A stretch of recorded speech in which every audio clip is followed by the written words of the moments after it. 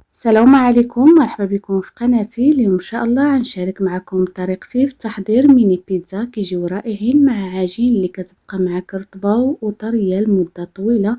نتمنى ينالوا الاعجاب ديالكم وخليكم معايا مع المقادير وطريقه التحضير.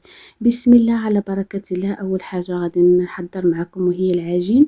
كنحتاج هنايا جوج زلايف ديال الدقيق الابيض، وعملت معلقه صغيره عامره ديال خميره ديال الخبز، معلقه صغيره ديال الملح، ومعلقه كبيره ديال السنيده، والقليل من الابزار او الفلفل الاسود والزعتر، وواحد البيضه، وثلاثه المعالق كبارين ديال زيت الزيتون. غنبدا نخلط المكونات بالحليب الدافئ. بالنسبه للحليب ما كندفيهش بزاف، يعني ما كنسخنوش بزاف، كنخليه قريب البارد حيت دابا الجو سخون.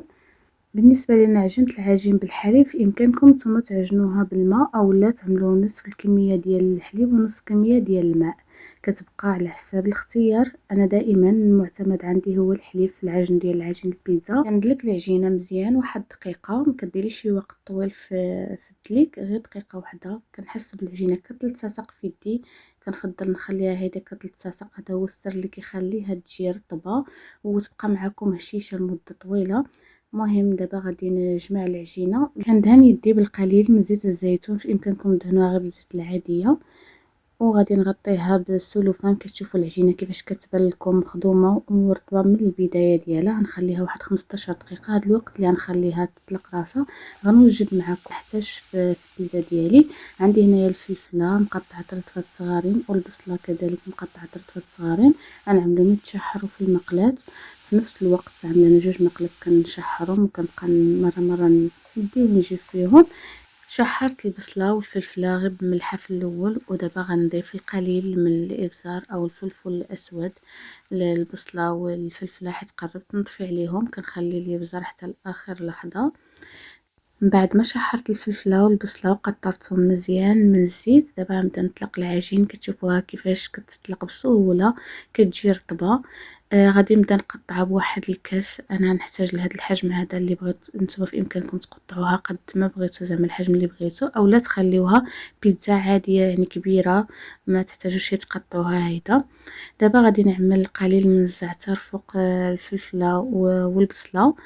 غنبدا نتقب العجينه على هذا الشكل هذا باش ما تنتفخش بزاف ملي تكون كطيب. نتوما كتشوفوا كيفاش عملتها، ما عملتهاش غليظه بزاف وما عملتهاش رقيقه بزاف، يعني كتجي معوطه الشكل ديالها. صافي دابا كملتهم كاملين، وغادي نبدا نعمل لهم لاصوص ديال المطيشه. غادي نوزع المطيشه عليهم كاملين. بالنسبه للحشوه ديالي غادي نحتاج فيها الفلفله والبصله كيف شاركت معكم، وغنحتاج فيها الثوم والجبن والقليل من الزيتون. غادي نعملو في الوسط ديال الميني بيتزا. بالنسبه للحشوه كتبقى اختياريه، في امكانكم تعملوا اي حشوه كتفضلوا. كاين اللي ما كتعجبوش الفلفله ولا البصله تكتفي غير بالثوم، اولا تعمل الدجاج، ولا تخلطوها بالسمك والدجاج، كل واحد والحشوه اللي بغا. كنبدا نعمرهم بالتساوي على هذا الشكل هذا.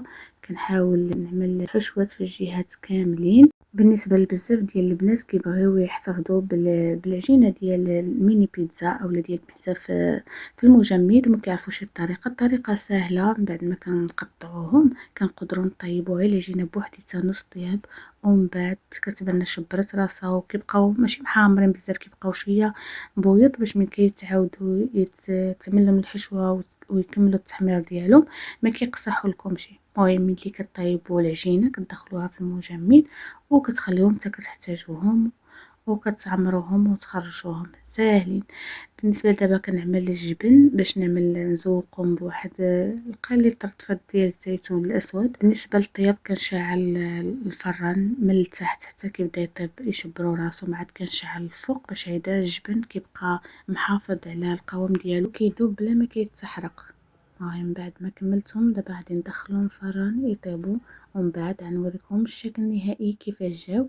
اذا عجبكم فيديو ما تنسوش تدعموا القناه ديالي بالاشتراك، تبارطاجيو فيديو مع الاصدقاء ديالكم والاحباب. شكرا لكم بزاف على دعمكم المستمر، كنشوف تعاليقكم اللي كيفرحوني وكيخليوني دائما نتشجع باش نحط لكم فيديوهات جدادين.